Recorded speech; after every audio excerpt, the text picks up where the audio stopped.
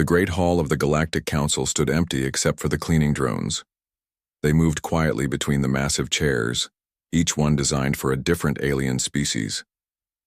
The chair meant for humans had been removed 3 months ago. No one had asked for it back.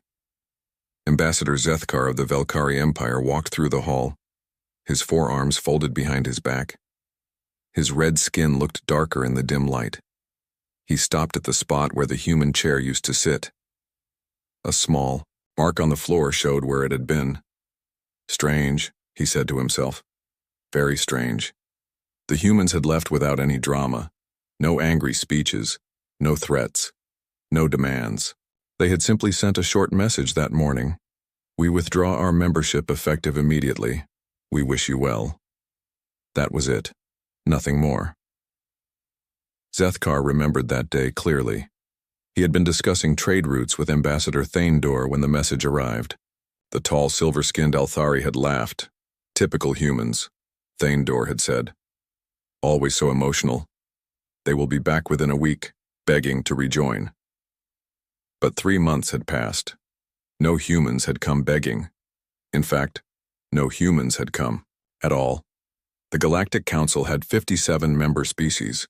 Humans had been the newest, joining only 50 years ago. They were young by galactic standards. Most species took thousands of years to develop space travel. Humans had done it in a few hundred. This speed had always bothered the older species. They saw humans as rushed, impatient, and rude. Humans asked too many questions. They wanted to change things too quickly. They made proposals that seemed wild and dangerous. The Nexari, a species of logical thinkers with blue crystalline skin, often complained about human methods. They act on emotion rather than logic, said their representative. They see problems where none exist. The Korthax military leaders agreed. These warrior beings, covered in thick armor-like skin, found humans weak. They avoid proper combat, General Vorth had said many times. They prefer talking and sneaking around to honest fighting. The council meetings had become difficult with humans present. Dr. Elena Vasquez, their last ambassador, would bring strange reports. She talked about energy readings and unusual patterns in empty space. She warned about areas she called dangerous even though they looked perfectly normal to everyone else. Her final proposal had been about something called void zones. She claimed these empty areas of space were growing and could become dangerous. The proposal was thick with human data and charts that made little sense to other species. More human paranoia, Thaindor had whispered during that meeting. The council voted down the proposal without much discussion. They had more important things to worry about, like trade agreements and territory disputes. Dr. Vasquez had sat quietly during the vote. When it finished, she had gathered her papers and stood up. "Thank you for your time," she had said politely. "I hope you will reconsider in the future." She never came back to another meeting. A few days later, human patrol ships that had been flying around various sectors simply returned to human space. The council barely noticed. Those patrols had always seemed pointless anyway. Humans called them Pathfinder missions, but they never found anything important. Human research stations also packed up and left. They had been scattered across the galaxy, studying stars and planets that no one else cared about. Again, the council paid little attention. Human science had always seemed odd and wasteful. The most surprising thing was how quietly it all happened. Other species usually made big announcements when they were upset. They would demand meetings, threaten to leave trade agreements, or send angry messages. Humans just left. Zethkar had tried to contact human space several times. Each attempt got the same response from automated systems. "The Terran Federation is not accepting visitors at this time. Please respect our sovereignty." The voice was polite but firm. He had expected humans to at least argue or complain. They had been frozen out of many important discussions in recent years. The council often made decisions without telling them. Their proposals were regularly ignored or delayed in committees, but humans never seemed angry.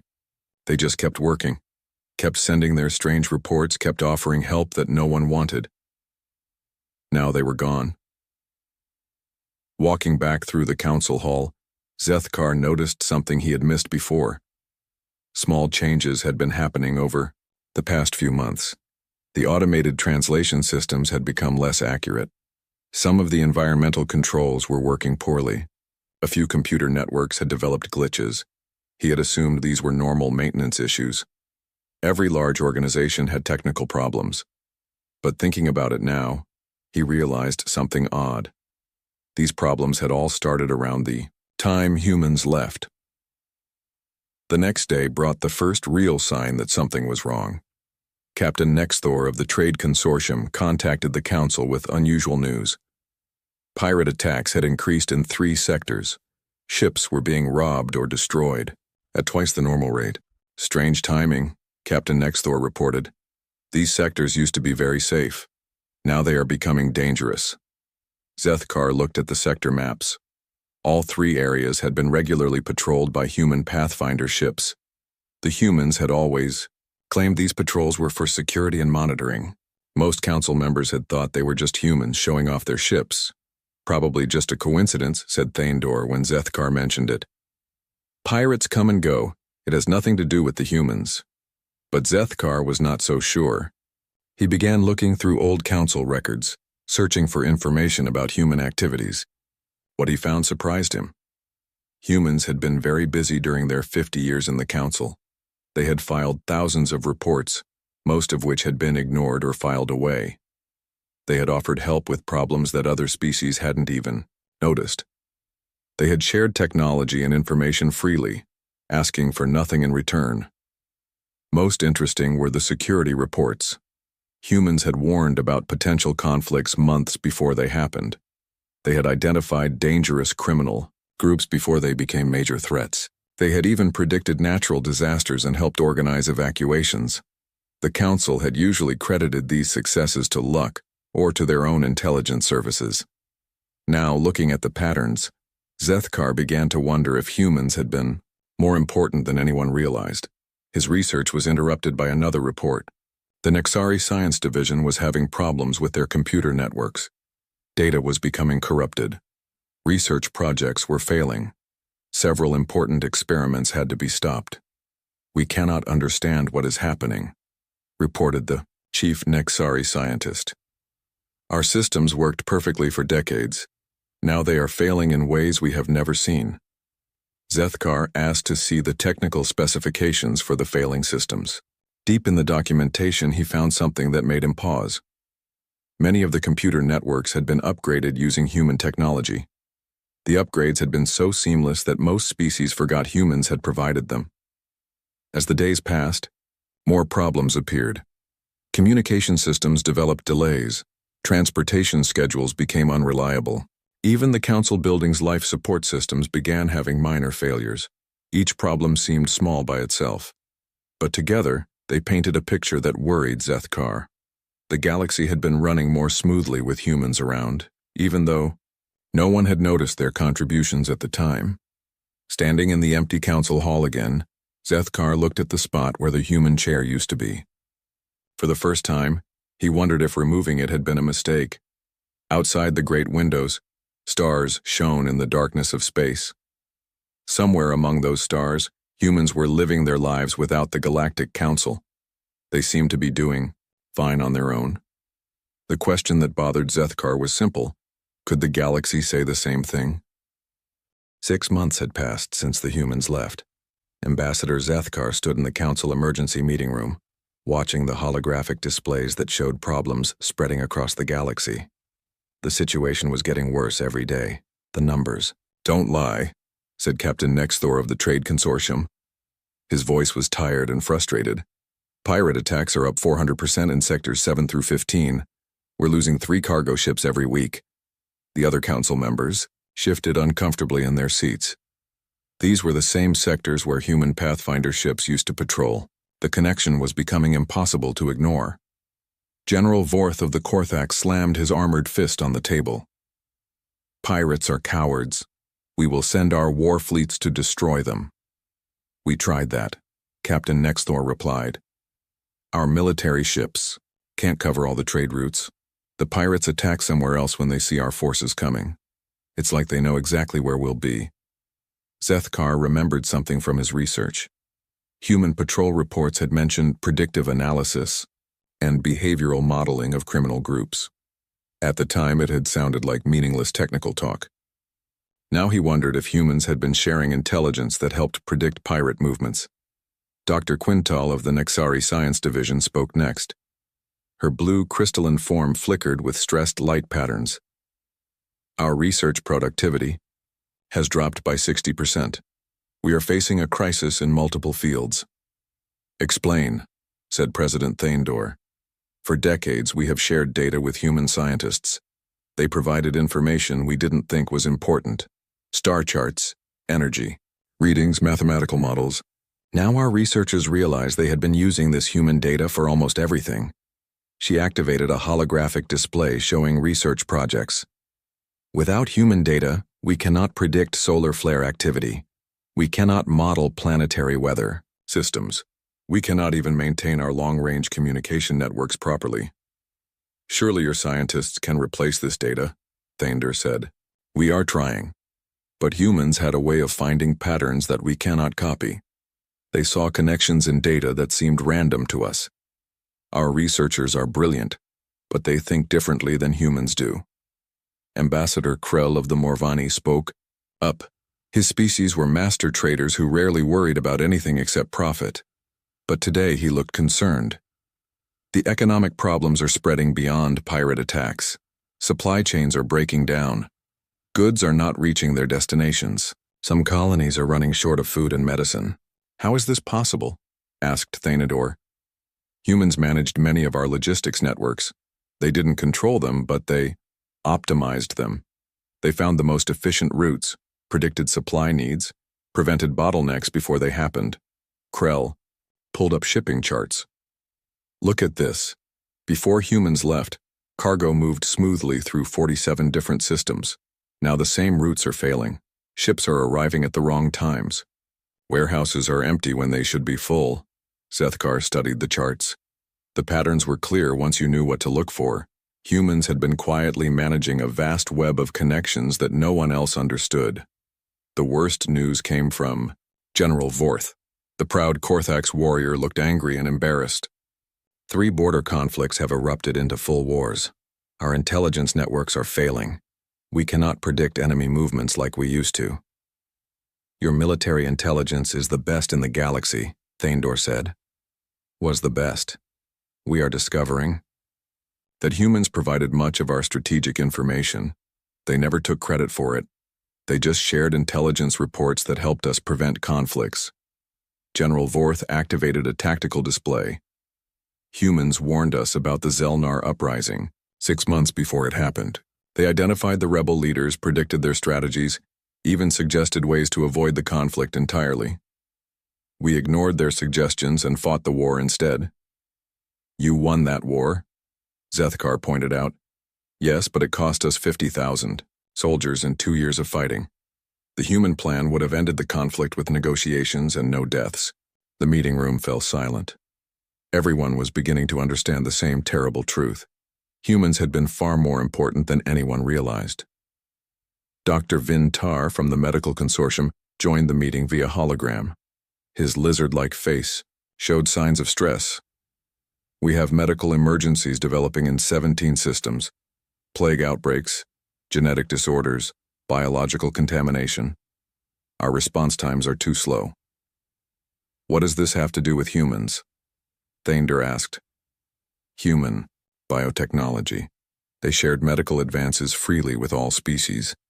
Vaccines, treatment protocols, diagnostic tools. Most of our modern medicine uses human innovations. Dr. Vintar showed medical charts. The humans also provided early warning systems for disease outbreaks. They could predict where plagues would spread and help us prepare. Without their monitoring, we are always reacting too late. President Thaindor looked around the room at all the troubled faces. Surely we can solve these problems ourselves. We are not children who need human help. We can try, said Dr. Quintal, but it will take time to understand everything humans were doing. Years, maybe decades. How many will die while we learn? Asked Dr. Vintar quietly. The question hung in the air like a dark cloud. Zethkar had been thinking about this problem for weeks. He had an idea, but he knew the others wouldn't like it. Perhaps we should contact the humans directly, he said. Ask them to explain what they were doing. Maybe they would help us understand. Absolutely not, General Vorth growled. We will not beg for help from a species we allowed to leave. Pride is expensive, Zethkar replied. How much are we willing to pay for it? Over the following days, the problems continued to grow. Pirates became bolder, attacking larger ships closer to major trade centers. Computer networks failed in cascading breakdowns that no one understood how to fix. 3 more wars started in sectors where human intelligence had previously maintained peace. The Althari colonies in the Outer Rim reported crop failures. Their agricultural systems depended on weather prediction models that humans had helped develop. Without accurate forecasts, farmers didn't know when to plant or harvest. The Velkari mining operations began shutting down as their automated systems malfunctioned. The software had been upgraded with human algorithms years ago. Now those algorithms were failing and no one remembered how they worked. Most disturbing of all, several attempts to contact human space had failed completely. Ships sent to human borders found nothing but automated defense systems. The Terran Federation is not accepting visitors at this time. The systems repeated. Please respect our sovereignty and maintain a distance of 10 light-years from our borders. The messages were polite but firm. No amount of diplomatic pressure made any difference. The humans weren't angry or threatening. They simply weren't available. Long-range sensors showed that human space was quiet but active. Ships moved between human worlds, but they never crossed the borders. It was as if humanity had built an invisible wall around their territory. Zethkar found this the most troubling aspect of the situation. Humans weren't gloating about the Council's problems. They weren't offering to help for a price. They weren't even responding to messages. They had simply moved on with their lives as if the Galactic Council no longer existed. Late one night, alone in the Council archives, Zethkar discovered something that made his blood run cold. Buried in old files was a human proposal from 5 years ago. Dr. Vasquez had warned about systematic dependencies and critical failure points in galactic infrastructure. The proposal outlined exactly what was happening now. Humans had predicted that their sudden departure would cause widespread problems. They had even suggested ways to prevent it, offering to train other species to take over their responsibilities gradually. The proposal had been rejected without discussion, filed away, as unnecessary and alarmist. Zethkar realized that humans had known this would happen. They had tried to prevent it.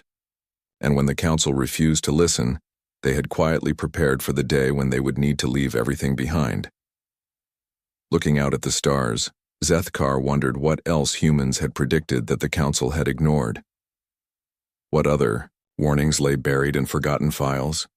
Most importantly, what was humanity preparing for next?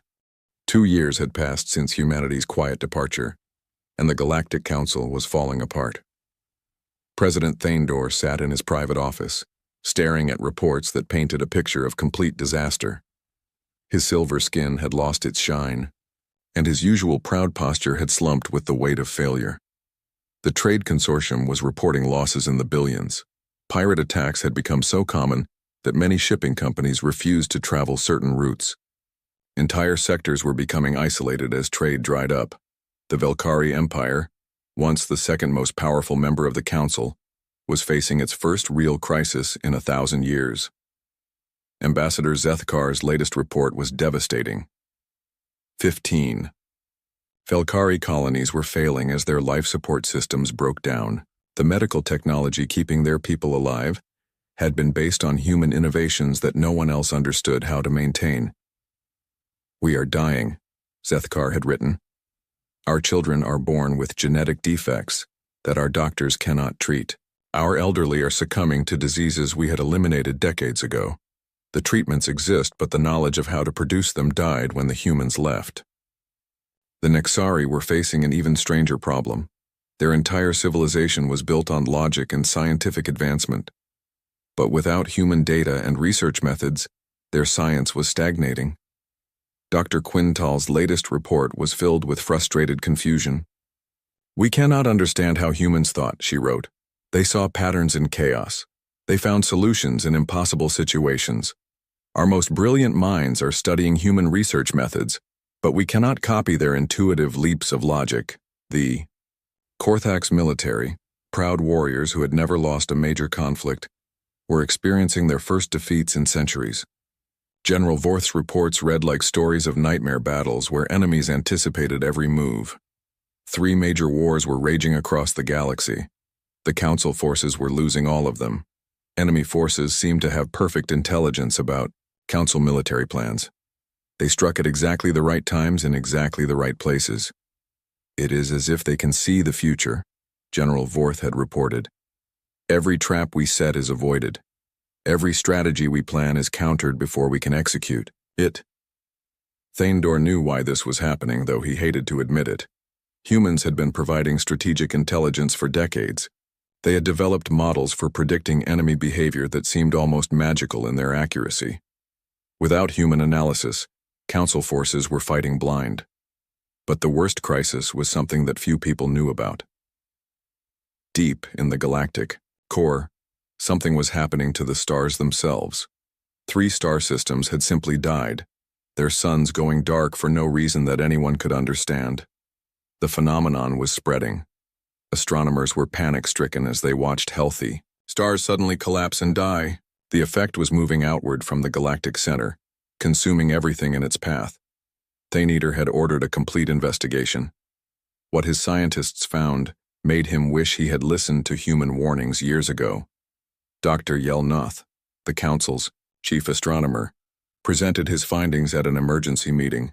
His usually calm demeanor was replaced by barely controlled fear. "The humans called it dark matter destabilization," he explained to the assembled council members. "We have found references to this phenomenon in old human reports dating back 15 years. He activated a holographic display showing the galactic core. Dark zones spread like cancer through the star field. According to human research, this is a natural process that happens every few million years. Dark matter, the invisible substance that holds galaxies together, sometimes becomes unstable. When this happens, stars die, and space itself becomes wrong." "What does wrong mean?" asked Zethkar. "Ships that enter the affected zones disappear completely.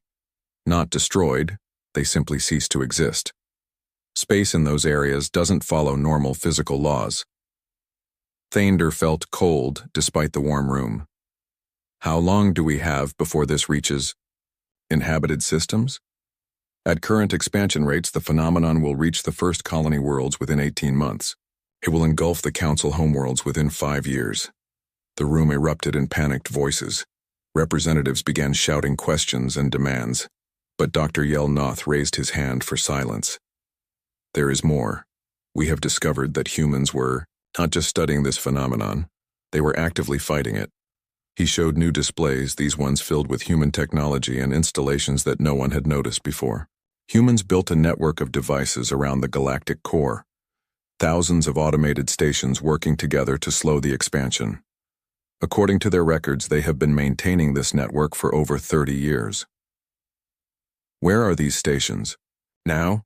General Vorth demanded. "Gone. The humans took them when they left. The network shut down 3 months ago. The timing was perfect and terrible. Humans had kept the galaxy alive for decades, and no one had known. When they left, they took their protection with them." Thaindor authorized an immediate and complete investigation into human activities during their council membership. What the researchers found was humbling and terrifying. Humans had been quietly managing dozens of galactic-scale crises. They had prevented 7 different wars that would have killed billions. They had stopped 4 plague outbreaks before they could spread. They had even diverted 3 asteroid impacts that would have destroyed entire worlds. Most remarkably, they had been maintaining the delicate balance that kept the galaxy's civilizations functioning. Trade routes, communication networks, medical systems, agricultural predictions, military intelligence, scientific research. Humans had been involved in all of it, usually without taking credit. The investigation revealed that humans had tried, to warn the Council about most of these threats. Their proposals and reports were filled with accurate predictions and practical solutions. But the Council had dismissed them as human paranoia or unnecessary interference. Dr. Vasquez's final proposal about the void zones had been their last attempt to share the truth about the dark matter crisis. When the Council rejected it, humans had realized that they would have to handle the problem alone. "They tried to save us," Zethkar said during one of the investigation briefings. "For 50 years they tried to teach us, warn us, prepare us. We treated them like ignorant children." The investigation also revealed something else that shook the Council to its core. Humans had been preparing for their departure for over 10 years. They had gradually built backup systems and trained replacement personnel for some of their responsibilities. But the Council had blocked most of these efforts, seeing them as human attempts to create unnecessary redundancy. When humans finally left, they had taken only what belonged to them. But what belonged to them was far more than anyone had realized. As the galaxy continued to crumble, desperate Council members began trying to contact human space. But the automated response systems remained unchanged. The Terran Federation is not accepting visitors at this time. Some Council members suggested using force to break through human defenses. This idea died quickly when long-range sensors revealed what humans had been building during their 2 years of isolation. Human space was protected by technology that no one recognized. Ships that approached too closely simply vanished, much like what happened in the dark matter zones. It was as if humans had learned to control the same forces that were killing stars in the galactic core. More disturbing still, human space was expanding, not through conquest or colonization, but through some process that allowed them to claim new star systems without apparent effort. Whatever humans were doing, it was working far better than anything the Council had achieved. Thander found himself spending long nights staring out at the stars, wondering how everything had gone so wrong. The Althari had ruled their corner of the galaxy for thousands of years. They had been wise, careful, and proud. Now their empire was dying, and they were helpless to stop it. The younger species were starting to break away from the Council entirely. Some were trying to reach human space on their own, hoping to negotiate separate peace agreements. Others were simply abandoning their colonies and fleeing to safer regions of the galaxy. The older species maintained their dignity, but their power was evaporating. Pride was all they had left, and even that was becoming expensive. In his darkest moments, Thander wondered if humanity had planned all of this. Had they deliberately made the galaxy dependent on them, then left to watch it collapse? But the investigation report suggested something different, and somehow worse. Humans had genuinely tried to help. They had shared their knowledge freely, asked for little in return, and worked to make the galaxy a better place for everyone. They had even tried to prepare other species to survive without them. The Council had rejected their help, dismissed their warnings, and frozen them out of important decisions. When humans finally left, it wasn't revenge or manipulation. It was just humans being practical as always. They had work to do, problems to solve, and a galaxy to save. If the Council wouldn't let them do it as members, they would do it as outsiders. The why question that haunted Thander was simple. When humans finished their work, would there be anything left of the galaxy they had once tried to serve? The galactic core was dying faster now. President Thander watched the latest astronomical reports with growing horror as entire star systems blinked out of existence. The dark matter destabilization was accelerating, consuming suns at a rate that made his calculations meaningless. 17 systems lost this week alone, reported Dr. Yelnoth, his voice hollow with exhaustion. The expansion rate has tripled since last month. At this speed, we have less than a year before the phenomenon reaches inhabited worlds. The Council chamber, once filled with representatives from 57 species, now held barely 20. Some species had withdrawn their membership to focus on evacuating their homeworlds. Others had simply stopped attending meetings, their governments too busy managing collapse to spare ambassadors for diplomatic talk. General Vorth's latest military report was even more devastating than the astronomical data. We have lost contact with the entire Fourth Fleet. 37 warships gone without a trace. They were investigating unusual activity near the expanding dark zones. Unusual activity? Thaindor asked. Energy readings that make no sense. Massive power signatures appearing and disappearing in empty space. Some of our sensors detected what looked like artificial structures, but they didn't match any known technology. Zethkar, whose Velkari empire was now reduced to 3 struggling worlds, spoke up from his chair. Could it be related to the human network that was protecting the galactic core? Impossible, General Vorth replied. The humans took their equipment when they left.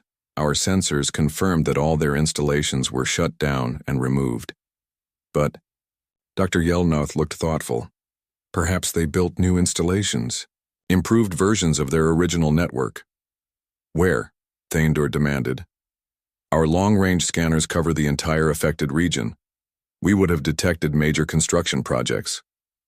Unless their technology has advanced beyond our ability to detect it, Dr. Yelnoth said quietly. The possibility hung in the air like a dark cloud.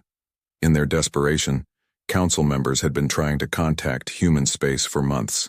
Every attempt met the same polite refusal, but lately, something had changed about those responses. The automated system still said, the Terran Federation is not accepting visitors at this time, but ships that approached human borders were finding those borders had moved. Human space was expanding rapidly, claiming new star systems at an impossible rate. More disturbing still, the regions of space that humans claimed seemed to be immune to the dark matter effects. Stars remained healthy in human territory, while similar systems elsewhere were dying. Ambassador Krell of the Morvani, one of the few traitor species still attending council meetings, had troubling news about the expansion. My merchant contacts report strange phenomena at the edges of human space. Ships that get too close don't just disappear. They're somehow transported away from the area entirely. Crews report losing hours of time and finding themselves thousands of light years from where they started. Teleportation technology? General, Vorth scoffed. Impossible. The energy requirements alone would drain the power of a star. Unless they have learned to harness the same forces that are killing our galaxy, Zethkar suggested. What if humans have not just stopped the dark matter destabilization, but learned to control it? The idea was terrifying and hopeful at the same time. If humans had mastered such technology, they might be able to save what remained of galactic civilization. But it also meant they had become something far beyond what they had been when they left the council. Thaindor authorized a series of desperate diplomatic missions. If humans wouldn't accept visitors, perhaps they would at least listen to emergency communications. The first message was sent by Ambassador Arundel of the Zephyrians, a species known for their diplomatic skills. Her transmission was formal and respectful, acknowledging past mistakes while requesting urgent assistance. The response came within hours, but it wasn't from human leadership. Instead, it was from the same automated systems that guarded human borders. Thank you for your message. The Terran Federation acknowledges the current galactic crisis and expresses sympathy for affected species. However, we are not currently in a position to provide assistance. We encourage all species to focus on evacuation and survival preparations. The message was polite but devastating. Humans knew about the crisis but were choosing not to help. Thaindor tried a different approach. He sent a personal message to Dr. Elena Vasquez, the last human ambassador to the Council. This time he didn't ask for help. Instead, he offered a full apology for how the Council had treated humanity during their membership. We were wrong, his message said. We failed to understand your contributions, dismissed your warnings, and ignored your wisdom. We do not ask for forgiveness, only for the chance to learn from our mistakes before it is too late. This time, the response was different. It came not from automated systems, but from Dr. Vasquez herself, now bearing the title Terran Federation Ambassador Emeritus. President Thaindor, her message began. I appreciate your honesty and your willingness to acknowledge past difficulties. The human people harbor no ill will toward the species of the Galactic Council. However, the current crisis requires solutions that are beyond the scope of traditional diplomacy. We are working on these problems, but we cannot share our methods or progress at this time. The message continued with something that chilled Thainder's blood.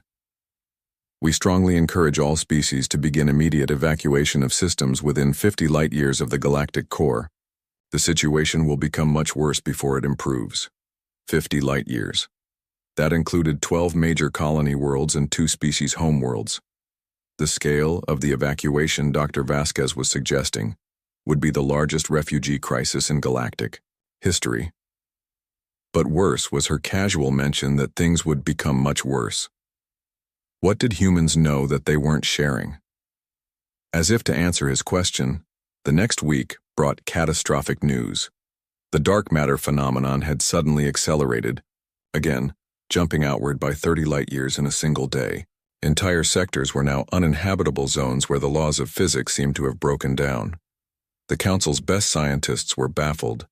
Dark matter destabilization was supposed to be a gradual process, taking thousands of years. This rapid expansion made no scientific sense.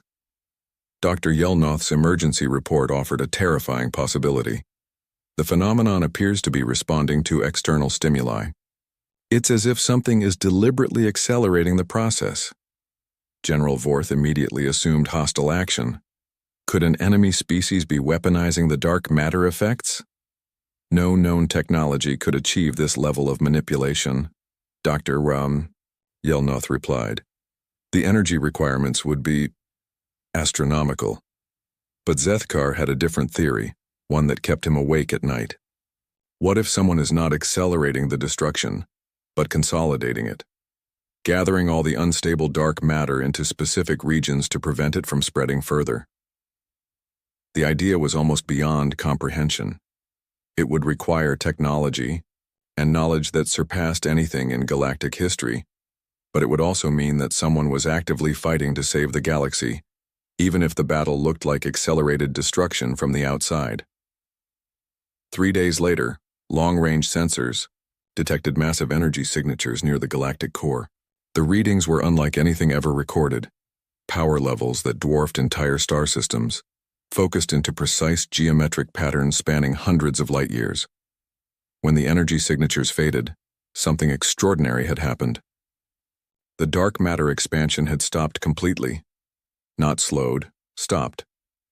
The deadly zones were still there, but they were no longer growing. Dr. Yelnoth could barely believe his instruments. The readings suggest that someone has built a containment field around the entire affected region. The field is stable and appears to be permanent. Who has the technology to build something like that? Thaindor asked, though he already knew the answer. Before Dr. Yelnoth could respond, alarms began sounding throughout the council building. Long-range communications were detecting an incoming vessel at the edge of council space. It was a human ship, but not like any they had seen before. The design was sleek and impossibly advanced, incorporating materials and energy signatures that defied conventional physics. It moved without visible propulsion, appeared to bend space around itself, and seemed to exist partially outside normal dimensions. The ship transmitted a simple message. Dr. Elena Vasquez, Ambassador Emeritus of the Terran Federation, requesting permission to address the Galactic Council on matters of mutual importance. For the first time in over 2 years, humanity was ready to talk. But as Thaindor stared at the impossible ship on his displays, he realized that the humans who had left quietly 2 years ago were not the same humans who were returning now. They had become something new, something that had mastered forces that could reshape the galaxy itself. The question was no longer whether humans would help save galactic civilization. The question was what price they would ask in return, and whether the remaining council species could afford to pay it. Dr. Elena Vasquez stepped out of her ship and onto the council station dock with the same quiet confidence she had shown years ago. But everything else about her had changed. She wore clothing made from materials that seemed to shift and flow, like liquid starlight. Her eyes held depths that spoke of knowledge gained from looking into the heart of cosmic forces. President Thandor watched her approach through the station's viewing ports. Behind her, the human ship waited motionless, in space, its hull reflecting light in patterns that hurt to look at directly. The ship's very presence seemed to bend reality around it. The council chamber had been hastily prepared for this meeting. Only 15 representatives remained from the original 57 members. The others had either evacuated their species or were too busy managing their civilization's collapse to attend. Dr. Vasquez entered the chamber carrying a simple data pad, just as she had during her final meeting years ago. But when she spoke, her voice carried an authority that commanded instant attention. "Honored representatives," she began, "I bring greetings from the Terran Federation and an explanation for recent events." She activated her data pad, and the chamber filled with holographic displays showing the galaxy from a perspective none of them had ever seen. Stars were connected by flowing streams of energy, and vast networks of invisible forces held everything in delicate balance. 5 years ago, I stood in this chamber and warned you about dark matter destabilization. You rejected that warning as human paranoia. Today, I want to show you what we have been doing since we left. The display changed to show the galactic core. Instead of the dead zones that Council sensors had detected, the hologram revealed something magnificent and terrifying. Massive structures of crystallized energy surrounded the unstable regions, containing and redirecting the dangerous forces. "We did not abandon the galaxy when we left the Council," Dr. Vasquez continued. "We simply realized that we could not save it through political committees and diplomatic discussions. Some problems require direct action." General Vorth leaned forward in his chair. "You built all of this in 2 years? Impossible." "Not built, General. Grown. We learned to work with the forces that were destroying the galaxy instead of fighting against them. Dark matter is not evil or destructive by nature. It is simply energy without proper guidance." She gestured, and the display showed how the human structures channeled unstable dark matter into stable configurations. Instead of consuming stars, the energy was being redirected to create new ones. The regions your sensors read as dead zones are actually nurseries. We are using the destabilized energy to birth new star systems in controlled environments. In 50 years, those areas will be the most vibrant regions of the galaxy. Zethkar felt his breath catch in his throat. "You are creating stars?" "We are teaching energy how to create itself," Dr. Vasquez replied. "Humanity has learned to work with the fundamental forces of existence. We no longer build technology, we grow it. We no longer fight problems, we guide them toward solutions." Ambassador Krell, ever the traitor, asked the question that was on everyone's mind. "What do you want in return for this help?" Dr. Vasquez was quiet for a moment, and when she spoke, her words carried weight that seemed to press down on everyone present. "We want nothing from you that you are not willing to give freely, but we offer you a choice that will determine the future of every species in this galaxy." She touched her datapad again, and the display showed the current state of galactic civilization. Worlds evacuated, trade routes abandoned, entire species fleeing toward the galaxy's edge. It was a picture of complete collapse. "You can continue, as you have been. Maintain your pride, your independence, your traditional ways of doing things. We will respect that choice. We will not interfere, and we will not offer help that is not requested." The display changed to show what the galaxy would look like in 100 years under this scenario. A few scattered pockets of civilization, surviving on the edges, while the vast majority of space remained empty and dead. Or, Dr. Vasquez continued, "You can accept a new reality. Humanity has evolved beyond what we were when we left this council. We have become something that can guide galactic civilization through the challenges ahead. But we will not do this as members of your council or partners in your politics." The display showed a different future. The galaxy was alive and thriving, with countless new worlds and species flourishing under the guidance of beings who understood cosmic forces. "We offer to become your guardians, not your rulers, not your masters, but your protectors and guides. We will solve the problems that are too big for politics to handle. We will prevent the crises that threaten all life. We will teach those who wish to learn, and we will protect those who need protection." Thander found his voice, though it came out as barely more than a whisper. What would this guardianship mean for our species' independence? You would remain free to govern yourselves, trade with whom you choose, and live according to your own values. But when existential threats arise, when dark matter destabilizes, when plagues threaten to consume worlds, when forces beyond your understanding threaten galactic civilization, you would trust humanity to handle these problems. Dr. Vasquez gestured again, and the display showed specific examples. Human ships appeared instantly wherever they were needed, solved impossible problems, and then departed without claiming territory or demanding payment. We would ask for no tribute, claim no worlds, and demand no obedience. We would simply be there when the galaxy needed us, doing the work that keeps civilization alive. General Vorth's military mind immediately saw the implications. You are asking us to trust you with ultimate power over our survival. We already have that power, General, Dr. Vasquez replied gently. The containment fields around the galactic core could be disabled with a thought. The technology that protects human space could be used to threaten others. We could reshape matter and energy to suit our will. She paused to let that truth sink in before continuing. We are not asking for power. We are offering to use the power we already possess in service to all species, rather than just our own. The chamber fell into stunned silence as the representatives grappled with the magnitude of what was being offered.